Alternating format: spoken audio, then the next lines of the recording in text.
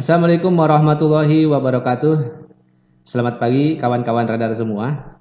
Kita kedatangan tamu, Pak Dedi Suryadin, SPD MPD. Beliau ini adalah Kepala Seksi Pelayanan Pendidikan KCD Pendidikan Wilayah 12 Tasikmalaya. Nah, kita mengundang beliau untuk membahas tentang bagaimana instansi pendidikan atau lembaga pendidikan menangani para pelajar dalam situasi wabah virus corona. Sebagaimana ketahui kita ini semua wabah pandemi ini telah membuat sulit bukan hanya sektor kesehatan, ekonomi, tapi juga pendidikan.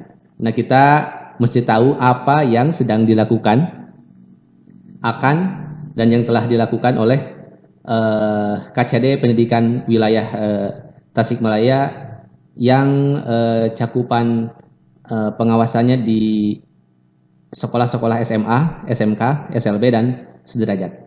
Kota Kabupaten Tasikmalaya. Nah, selamat datang Pak. Terima kasih sudah hadir ke undangan kita. Nah, kita ingin tahu apa yang sedang dilakukan oleh KCD saat ini, Pak. Pertama-tama saya ucapkan terima kasih kepada Radar yang sudah memfasilitasi kegiatan ini, dan mudah-mudahan kegiatan ini memberikan informasi yang utuh terhadap masyarakat.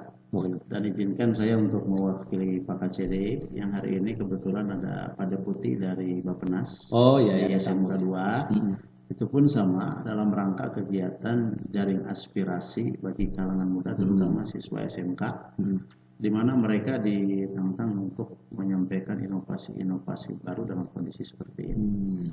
Nah, berbicara pandemi, sebetulnya kalau saya menyikapinya terbalik. Kalau saya merasakan ini ada sebuah keberkahan. Jadi berkahnya apa tuh, Pak? Bagi pendidikan ini. Masalahnya pada saat saya yakin bahwa apa yang ditakdirkan oleh Allah itu yang terbaik bagi kita semua. Nah, dengan pandemi ini muncul hal-hal baru, inovasi baru, kebersamaan baru, kepedulian baru, itu kan termasuk di dunia pendidikan ini. Nah, pada saat sekitar bulan Maret atau Februari munculnya pandemi ini, sebetulnya pada awal-awal hampir semua insan pendidikan baik bersifat lembaga atau individu mengalami kondisi yang shock. Karena harus seperti apa kita? Walaupun memang bagi kalangan tertentu seperti ruang guru kan jadi keberkahan. Nah, tetapi muncul juga tingkat kejenuhan. Nah, sehingga kami kebijakan dari kementerian, dari Dinas Provinsi Jawa Barat muncul ada istilah kurikulum pandemi atau darurat atau kurikulum blended kurikulum, di mana kurikulum ini harus mampu mensiasati, menyikapi tingkat kebutuhan anak. Tetapi yang jadi kendala di lapangan, tidak semua tenaga pendidik atau orang tua bisa memahami dengan cepat. Dan ini kita setiap pekan nanti jam 1 pun kita akan melakukan rapim dan terus kita memantau kegiatan-kegiatan yang terbaik untuk anak didik kita. Dan memang kendala yang paling utama hari ini, karena memang kita ada keterbatasan untuk tatap muka, kita tidak bisa menyampaikan secara utuh baik dari kita maupun pengawas ke guru-guru bagaimana cara menanggulangi pembelajaran yang BDR, yaitu belajar dari rumah atau daring itu, Pak. Memang kita sudah paham semua lah, kendala bisa dari kuota dan sebagainya ya. Tetapi kita menyarankan sebetulnya kalau saya menyetir amanat pimpinan Pak Gubernur maupun Pak Presiden, yang utama itu kan happy dulu, sehat. Nah, kadang-kadang kita orang tua, guru dan sebagainya mengharapkan posisi anak ini harus selalu pandai secara knowledge, pengetahuan. Atau kalau tidak diajar mah bagaimana anak kita akan lost generation. Justru saya menyikapi dengan kondisi seperti ini, kita memberikan solusi-solusi sehingga ke guru pun kita menyarankan adanya formula collaborative learning. Apa itu Pak? Jadi gini,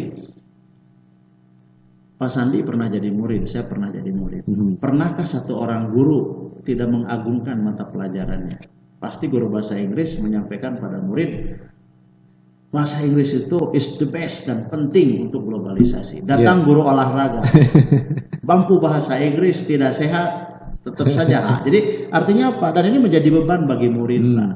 Jadi beban dari murid, dan kita ketahui bahwa struktur kurikulum kita itu sangat padat, kalau lihat sangat banyak gitu kan, sehingga guru ini dituntut melakukan kolaborasi dengan pelajaran lain.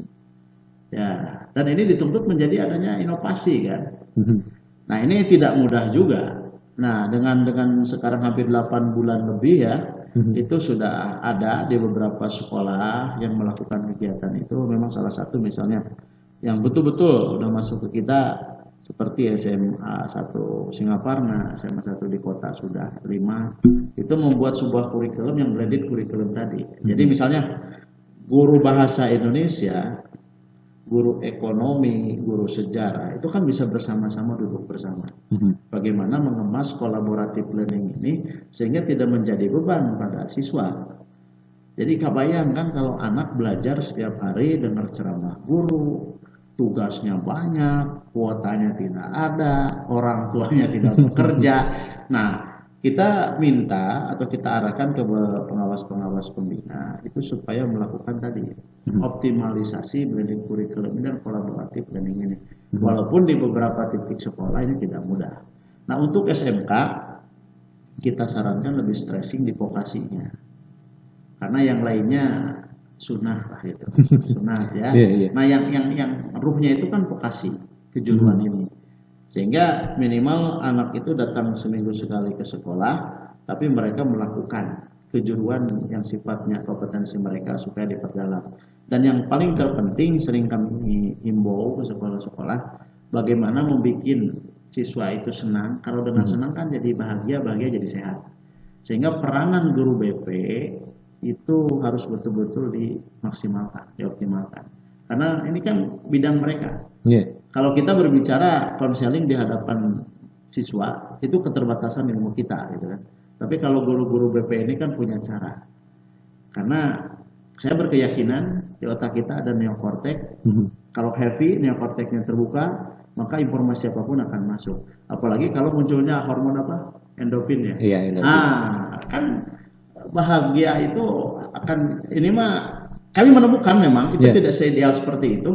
Ada pembelajaran di beberapa sekolah yang setiap hari LKS atau apa di screenshot, dikirim beban. Nah, anak dipanggil ke sekolah, kami temukan juga ditagih tugas. Nah, sehingga kalau saya berkunjung ke beberapa sekolah atau ada meeting dengan beberapa kepala sekolah, saya sarankan anak datang ke sekolah, coba dikonseling, diberikan kebahagiaan sehingga mereka bisa bertahan dalam kondisi seperti ini.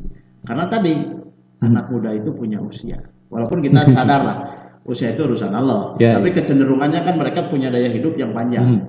Jadi kondisi 2 tahun inilah tetap mereka tidak hilang kesempatan mereka untuk belajar, tetapi jangan sampai belajar ini menjadi sesuatu yang menghantui mereka sehingga mereka itu takut gitu, tidak nyaman dengan kondisi seperti ini. Walaupun memang dengan BDR online menggunakan fasilitas internet ini ada keterbatasan. Anda pernah lihat nggak video yang siswa menangis di hadapan Pak Nadiem? Pak Menteri, Google itu lebih cerdas dari guru-guru kami. Hanya menyampaikan informasi, kami cukup dengan Google, tapi kami rindu bertemu dengan guru kami. Karena tadi ada keterkaitan hati kan. Ya, karena akan beda kalau Pak Sandi ngobrol dengan saya jarak jauh dengan suara saja atau dengan Zoom. Tapi kalau begini kan ada interaksi, ada chemistry dan sebagainya. Sehingga akan lain. Mungkin itu dulu Pak ya. Nah Pak, ada rencana nggak untuk pembelajaran tatap muka di masa pandemi? Mekanismenya seperti apa? Atau tetap sebelum ini clear itu tetap online? Pertanyaan itu di mana-mana.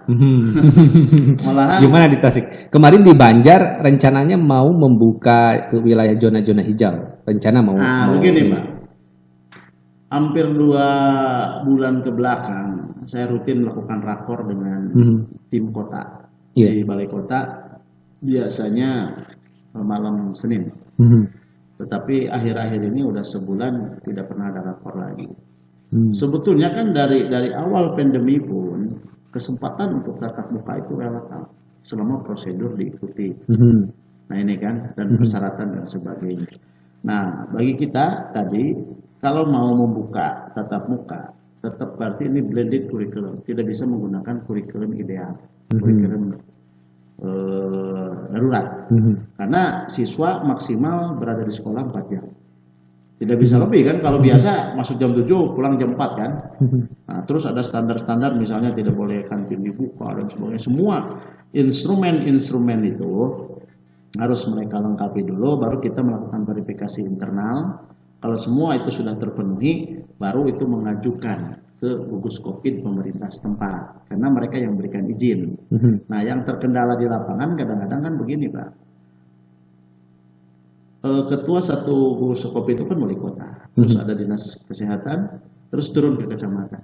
Ternyata di kecamatan ini saya lihat instrumen, SDM dan sebagainya di kita itu masih terbatas, termasuk di kami di kantor cabang. Sehingga kebijakan ini kadang-kadang suka dilempar-lempar, Pak. Kata dari kecamatan kita buka, tapi minta rekomendasi dari kantor cabang dinas. Padahal kantor cabang dinas itu memberikan rekomendasi standar kurikulum, Pak.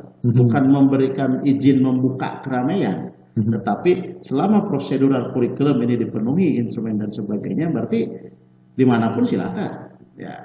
Karena tadi Pak, kalau saya pikir begini Pak, virus tidak akan hilang, malah bertambah.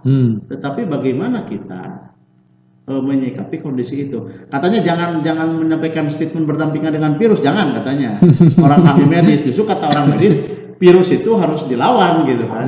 Salah juga itu pada saat kita menyampaikan ya hidup berdampingan aja dengan virus, salah katanya ya. Tetap virus itu harus kita lawan ya dengan prosedur protokol kesehatannya. Jadi berbicara membuka tidak buka, sebetulnya kan beberapa pesantren yang boarding seperti pesantren Condong itu sudah buka Pak. Tidak ada masalah ya. Selama itu mengikuti prosedur. Nah, terjadi yang muncul seperti kemarin di SMA Sunnah dan sebagainya. Sebetulnya kan pada bulan apa saya hadir ke sana, sama dari Badan Penanggulangan Bencana Daerah juga, terus Pak Haji Us, Kadis Kota juga hadir. Jadi gini Pak, kalau boarding yang di Asuna itu kan memang posisi siswanya dari zona merah. Nah, jadi selama prosedur swabnya tidak dilakukan terus masuk kan itu sangat berisiko. Dan yang memang yang sangat berisiko itu kan yang OTG. Kalau anak-anak pada OTG begini. Iya. Mungkin saja pesan dia ada virus. Iya kan. Nah jadi berbicara buka tidak buka, kalau saya lihat, saya itu welcome Pak terhadap sekolah. Silakan kalau mau dibuka, gitu kan. Justru hari ini ada yang berseloroh Pak, itu kepala sekolah. Ketua MKKS kota, Pak yang kemarin demo juga nggak kena virus nih. Nah ini nih, jadi kapan dan bagaimana yang jadi masalah tadi saya di luar ngobrol Pak. Berbicara COVID ini, pandemi COVID ini, APBD kita, APBN kita sudah diketuk palu Pak. 2020-2021 semua APBD anggaran pembelajaran daerah negara itu sudah berbasis COVID. Ya berarti wayahna 2 tahun mak COVID. Nah tadi apakah tatap muka itu dibuka atau ditutup?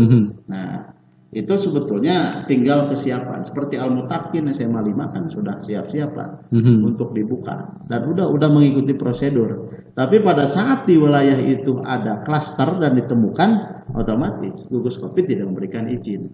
Nah jadi kita di sana apa ininya kesulitannya. Untuk wilayah-wilayah yang daerah hijau, saya sampaikan silakan aja buka, tapi tetap semua prosedur perangkat karena kita adalah bagian dari lembaga pemerintahan, ikuti. Jangan sampai kita melanggar regulasi, yang membahayakan itu Pak. Kadang-kadang virus nama terlupakan Pak, tapi pada saat kita melanggar regulasi kebijakan kan bahaya Pak, kita bisa ke hotel Prodeo. Iya kan biasanya? Iya. Ya, jadi virus itu kan sudah mutasi, mungkin sudah mutasi gennya berubah sekarang posisinya. Jadi, nah, ini Pak kan daring ya, berarti sekarang daring berjalan. Enggak, sekarang itu blended curriculum. Ada yang campuran, mereka ada yang ke sekolah juga. Ada yang ke sekolah, ada yang di rumah.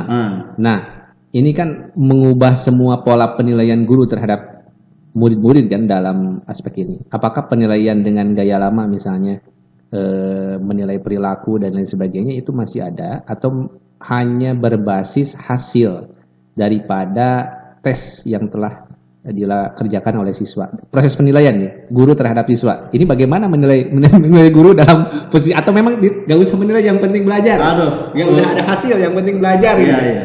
Untung ngabdi ti guru ya. Apa ya lawan pejabatnya bukan dari guru. Iya kan? Tepat. Jadi pertanyaan Bapak ini sebetulnya begini, Pak. Di semua proses pembelajaran suka ada pertanyaan. Apakah guru menilai secara komprehensif, secara utuh tentang kondisi siswa? Saya berkeyakinan semua guru itu akan seperti itu, Pak. Tetapi mereka kadang-kadang ada caranya tersendiri. Begini, Pak. Di BDR ini, kalau ada Zoom meeting misalnya, classroom, kita bisa melihat kan, siapa yang on time. Siapa yang mengikuti kegiatan secara utuh, secara beradab dan sebagainya, itu bisa kelihatan, Pak. Iya kan? Dan siapa yang komitmen, ya, siapa yang kontinuitasnya bagus, itu kan sikap, Pak. Siapa yang mengumpulkan tugasnya secara, jadi sebetulnya pada saat guru tidak punya alasan dan tidak bisa menilai sikap siswa, itu bisa kelihatan walaupun dengan BDR. Tetapi karakter transfer ilmunya yang salah, karena menurut konsep Islam kan harus talaki, bertatap muka. Karena bertatap muka itu sebetulnya ada nilai-nilai yang sifatnya psikologi atau kejiwaan dari aura gurunya. Karena gini, kalau gurunya misalnya menyampaikan tidak baca dulu kan kelihatan. Kalau gurunya menyampaikan kalian itu harus sholat duha, gurunya tidak duha kan terasa. Nah, jadi sebetulnya kalau saya melihat anak ini kan lebih bagus, lebih soleh, lebih bersih daripada kita yang sudah tua. Termasuk Anda itu akan lebih soleh dari saya. Belum tentu. Betul, Pak, betul. Kenapa? Anda melihat yang lebih tua itu lebih baik dan sebagainya? Kalau Allah menutupnya. Iya kan? Allah itu Maha Rahman Rahim, menutup aib-aib orang-orang yang lebih tua. Karena pada saat melihatnya orang muda ini akan kecewa gitu kan. Sehingga saya sering sampaikan, jangan kau mengidolakan orang yang masih hidup. Karena orang yang masih hidup itu punya celah untuk berbuat salah. Nah, menilai sikap anak seorang guru dalam BDR ya atau online ini ada sebetulnya tadi, Pak, di kurikulum yang blended kurikulum ini ada treatment penanganan sehingga sikap siswa pun akan tetap ternilai. Ya, karena tadi jadi guru ini kan tidak selamanya BDR, Pak. Jadi ada sekolah yang menerapkan seminggu sekali tetap bertatap muka.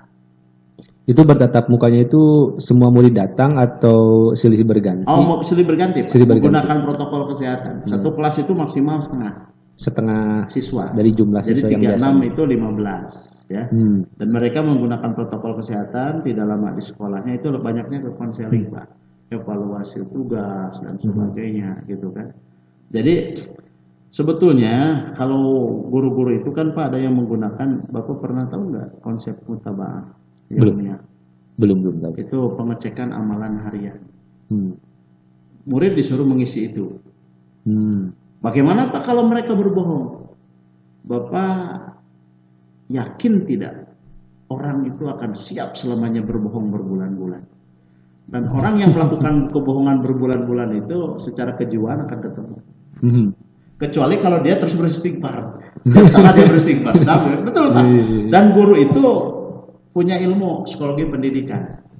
Atau kalau anak SMA, SMK kan itu level menengah itu kan pedagogik, kalau yang dewasa pedagogik itu ada. Nah, yang membeda gini, setiap orang itu mampu mengajar, transfer pengetahuan, tetapi belum tentu setiap orang yang tidak punya basic dari keguruan memahami tentang psikologi pendidikan.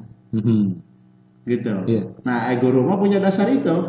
Gitu. Dan masing BDR kayak tatap muka nggak kelihatan pada saat ditanya Oh, iya. Iya kan? Nah, itu memang kemampuan guru harus sampai di sana. Walaupun tidak akan seideal bertatap muka. Sekarang jadi tetap Pak, penilaian harus utuh, harus utuh. Ini yang kalau siswa yang memang tidak punya fasilitas untuk melakukan BDR tadi, apakah dia itu dihadirkan ke sekolah atau seperti apa? Nah, kita pernah melakukan pendataan Pak, secabang wilayah 12, berapa sekolah yang merasa kesulitan akses internet. Dan di luar dugaan kami, Pak, ternyata di Cigalontang yang perbatasan Garut yang tidak terjangkau sekarang masuk Pak. Mereka berinisiatif dengan swadaya supaya akses internet itu masuk Pak. Nah, tetapi kami temukan juga ada beberapa sekolah sebetulnya mereka sudah buka, tetapi tidak pakai seragam. Seragamnya bebas. Kadang-kadang ada yang di pondok pesantren, yang swasta ya. Kalau yang negeri memang agak sulit karena semua pihak stakeholder itu memantau. Sehingga kalau negeri itu paling bergantian dalam seminggu Pak. Seminggu sekali mereka ke sekolah. Dan memang kita pernah Pak menghimbau ke beberapa sekolah kalau ada siswa yang kesulitan dari fasilitas itu untuk dilayani belajar langsung, bertatap muka di sekolah. Itu pernah dilakukan, tetapi untuk SMK kendala Pak. Kendalanya Pak? Misalnya gini, ada siswa jurusan teknik kendaraan ringan, satu orang. Ada jurusan atau kompetensi keperawatan satu orang, kan itu tidak bisa disatukan Pak. Iya. Beda dengan SMA. Kalau SMA IPA sekian kelas atau SMP gitu kan, tidak ada spesifikasi atau spesialisasi vokasi. Nah jadi untuk SMK akhirnya dikaji ulang. Ada solusi lain, gurunya yang datang ke rumah-rumah. Dan mereka per sekian minggu datang ke sekolah karena mereka kan perlu mengimplementasikan ilmu prakteknya kalau SMA. SMK, kalau SMA kan lebih cenderung ke hafalan, ke konsep kalau SMA. Kalau SMK memang bahaya kalau tidak melakukan kegiatan praktek. Jadi kita punya data di kota tuh SMA 5, SMA 1, SMA 2 pun ada beberapa siswa. Maka muncullah kebijakan Pak Menteri yang memberikan kuota. Muncullah dari Telkomsel yang memberikan kuota gratis. Alhamdulillah. Udah berjalan sekarang, Pak? Berjalan, tetapi yang jadi masalah kan sampai berapa lama ini bisa bertahan.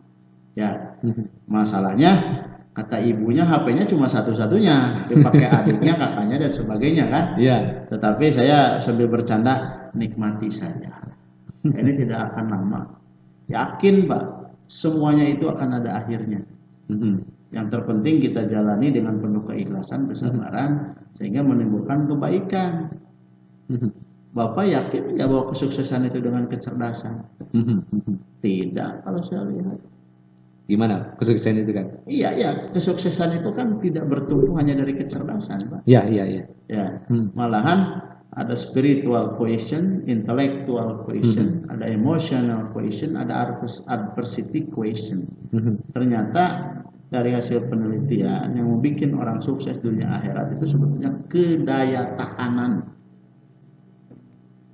Kedaya tahanan apa? Menyikapi kondisi, kecerdasan kedaya tahanan. Contoh, orang ahli ibadah kan sebetulnya ada tepurun ibadah, mangan sabar terus dikerjakan. Iya kan? Iya. Ayah orang kenapa Anda bertahan di radar? Berapa tahun Anda? Dari 2011. Nah, itu kan 11. Daya tahannya luar biasa. Sementara anak-anak milenial itu daya tahannya kurang karena mereka berpikir instan, tidak mau. Ada aturan-aturan yang mereka ingin hidupnya bebas, seperti kehidupan orang-orang di luar sana kan. Nah ternyata kedaya tahanan ini kalau bahasa Islam keistiqomahan, keistimroran, kemegang komitmen dan keberlanjutan berkesinambungan ini akan membuat orang itu menjadi sukses. Sama, sebetulnya kunci menyelesaikan pandemi itu bagaimana kita mengajarkan pada anak didik kita itulah. Jadi kecerdasan itu hanya sekian persen. Ya.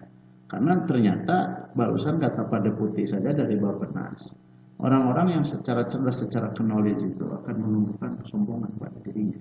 Karena orang seperti ini merasa tahu, sementara kecerdasan sosial dan emosionalnya tidak ada, apalagi kecerdasan spiritual.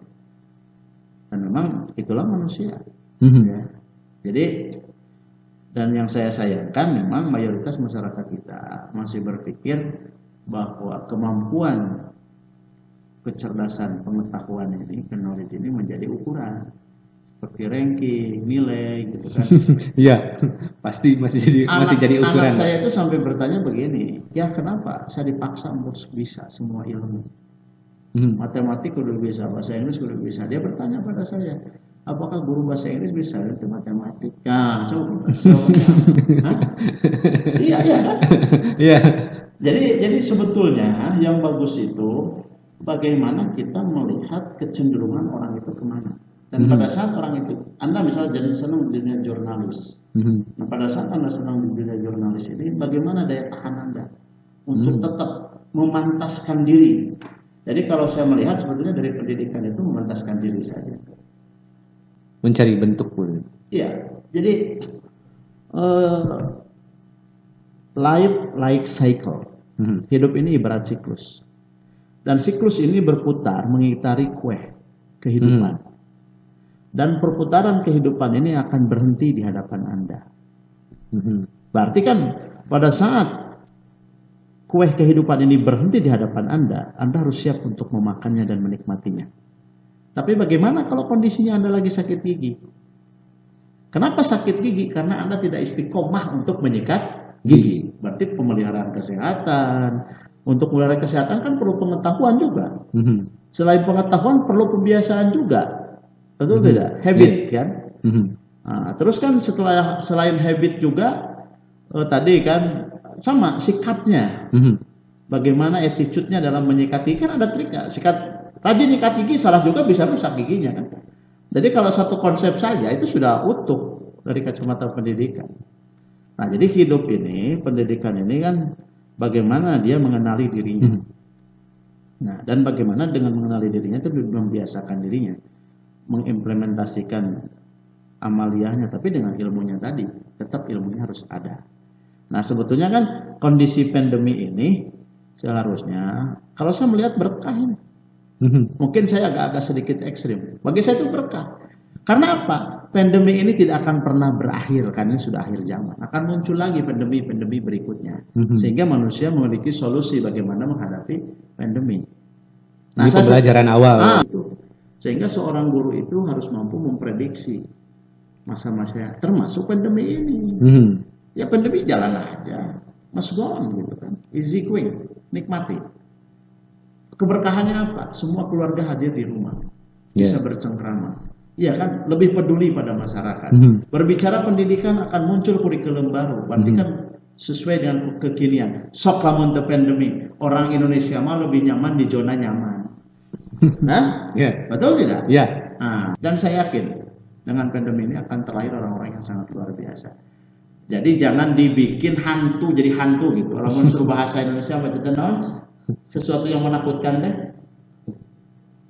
Horor. Iya. Jadi jangan sikapnya aja biasa gitu.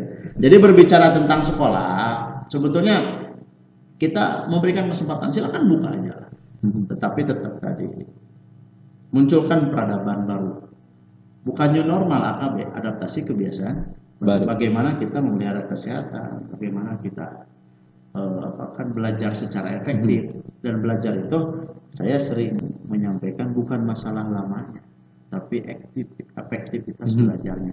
Bagaimana belajar itu memunculkan autonomous education, sebuah kesadaran dalam dirinya untuk belajar. Berarti kan setelah sadar, everywhere, every time dia bisa belajar dari apa yang dia lihat, apa yang dia rasa, apa yang dia dengar. Ya, tidak selalu harus membaca kan. Dan kalau orang sudah berpikir seperti itu, semuanya pun akan jadi pembelajaran. Dan itu yang sangat sulit, karena tidak sedikit guru-guru kita yang sifatnya textbook atau kontekstual. Jadi kumaha buku nah itu ya Pak Sandi ya. Nah Pak, ini banyak juga dari teman-teman saya yang di honorer ya, tenaga honorer kan yang gajinya mengandalkan dari tatap muka, kedatangan, kehadiran. Ini konsep di pandemi ini bagaimana? Aduh, jadi kalah honorernya.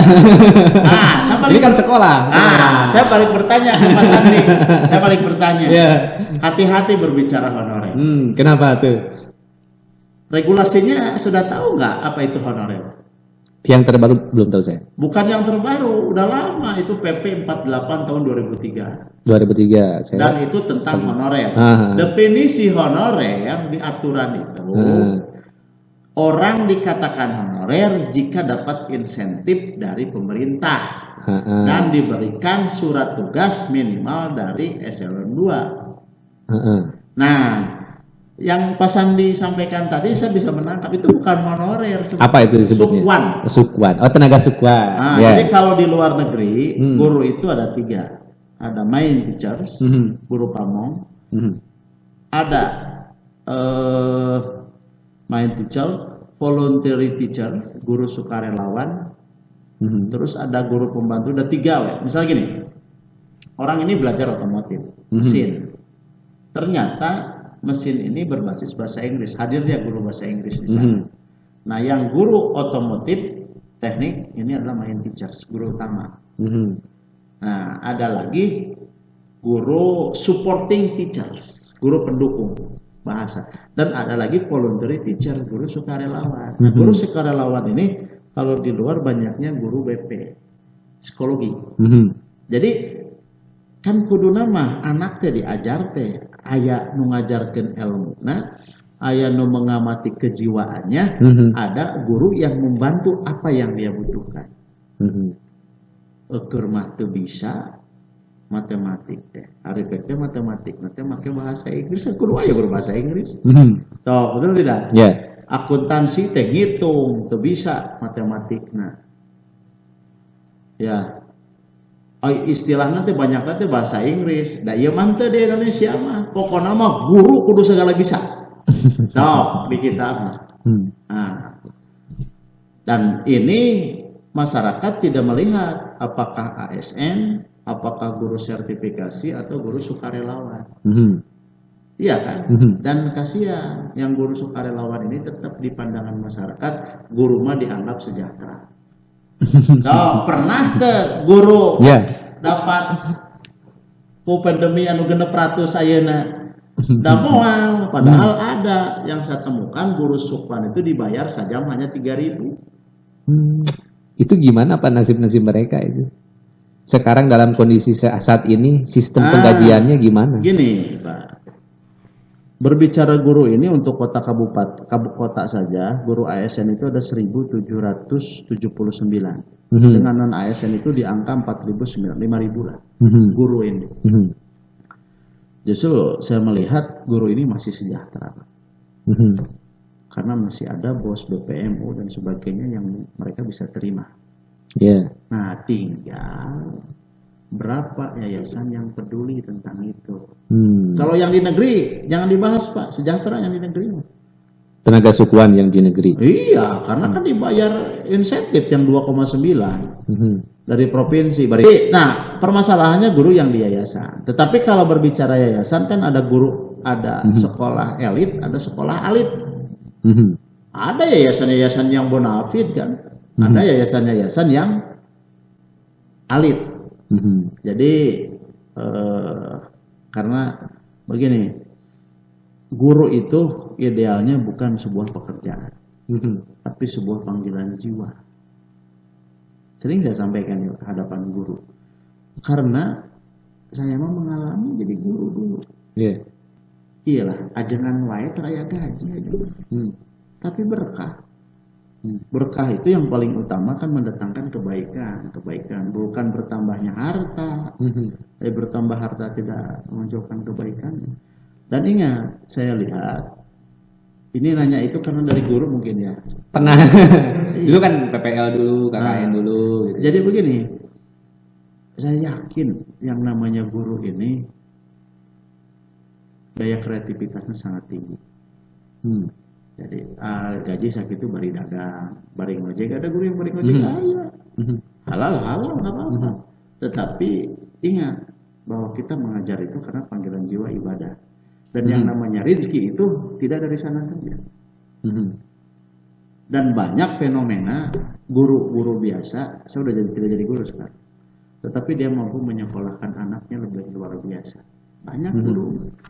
Nah, masalahnya tadi, inna amalu binniat. Apakah guru-guru sekarang itu panggilan jiwa atau pekerjaan atau fasilitas? Karena tidak sedikit yang kuliah ke FKIP ke keguruan karena melihat kesejahteraan guru yang hari ini. Nah, itu yang jadi masalah. Gitu. Jadi kalau saya mah tidak terlalu galau tentang kesejahteraan guru, karena bos masih ada BPMU, biaya universal pendidikan yang dari provinsi masih ada. Paling iuran yang tidak ada. Nah, tinggal sekarang menyesuaikan antara realita dan selera. Ya. Jadi kondisi pandemi seperti ini mah realita lah. Cukup dulu lah gitu. Jangan berpikir jalan-jalan, boleh ini, jangan lah.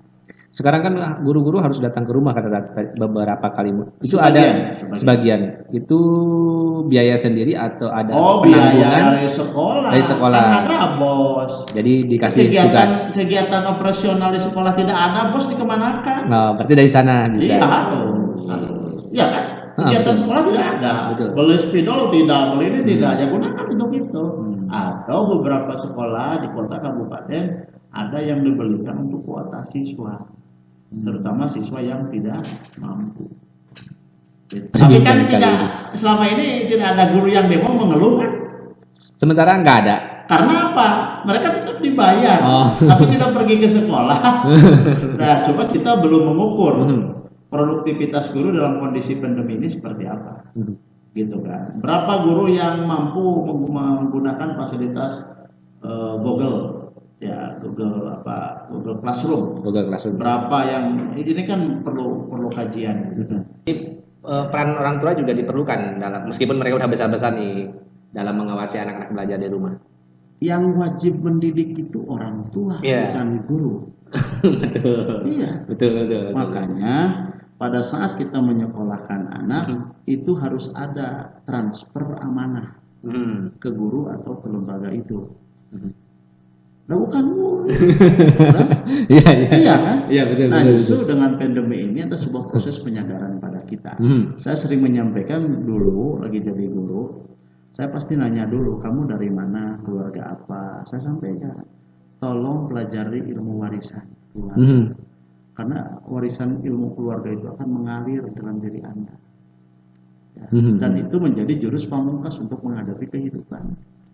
Saya yakin Pak Sandi ini kenapa punya karakter bisa terjun di dunia jurnalis, pasti ada sejarah kakeknya generasi kesekian-sekian yang memang dia piawai dalam berkomunikasi dan sebagainya. Walaupun dalam konteks kondisi yang berbeda. Dan itulah yang harus diajarkan sama orang tuanya di rumah. Ada pengetahuan mah itu hanya sebuah aksesoris kan. Tapi bagaimana orang tua ini mentransformasi kondisi kejiwaannya. Saya yakin dengan anak-anaknya belajar dari rumah, orang tuanya pun harus punya karakter pembelajar. Orang tuanya pun harus punya habit atau daily activity-nya yang bagus. Jam berapa dia ke kamar mandi, jam berapa dia sholat, jam berapa. Kan tetap, iya kan? Orang tuanya pun akan baik gitu. Saya yakin dengan pandemi ini banyak rumah-rumah yang menata ulang. Iya kan? Reinstall, baik tamannya, baik tempat nontonnya, baik banyak. Menurut saya ini positif lah. Ya, dan kepedulian terhadap tetangga, walaupun tadi kita menyadari lah. Kemarin saya lihat di TV, ada ibu-ibu yang punya anak seusia TK. Awal-awalnya anak ini stres. Tapi justru dengan berkelamaan-kelamaan dia mampu beradaptasi dan menikmati dia diam di rumah. Dan dia merasa, karena dekat dengan orang tuanya gitu kan. Pendidikan kemarin masuk jam 7, pulang jam 4, kapan ketemu orang tuanya? Ya, jarang. Iya. Tapi jangan berdoa Anda pandemi diperpanjang. Enggak. Tapi betul cepat. kan? Iya, betul. Jadi efek pandemi ada hikmahnya. Ada negatif, ada positif. Positifnya apa? Angka kehamilan meningkat. Negatifnya apa? Angka perceraian meningkat. Tinggi juga. Nah, kenapa bercerai orang-orang yang tidak punya daya tahan? Tapi bagi orang-orang yang punya daya tahan, dia berkah punya keturunan akan mendatangkan rezeki. Termasuk orang tua. Iya kan? Kan jadi makanya marilah kita selalu berpikiran positif. Saya yakin lah semua peristiwa pun yang terjadi itu kebaikan bagi kita semua.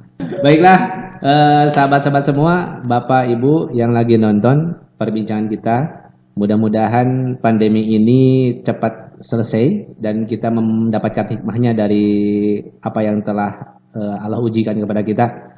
Juga jangan lupa untuk selalu menggunakan masker, menjaga jarak, dan jangan lupa mencuci tangan. Tetap menjaga kesehatan, menjaga sistem imun.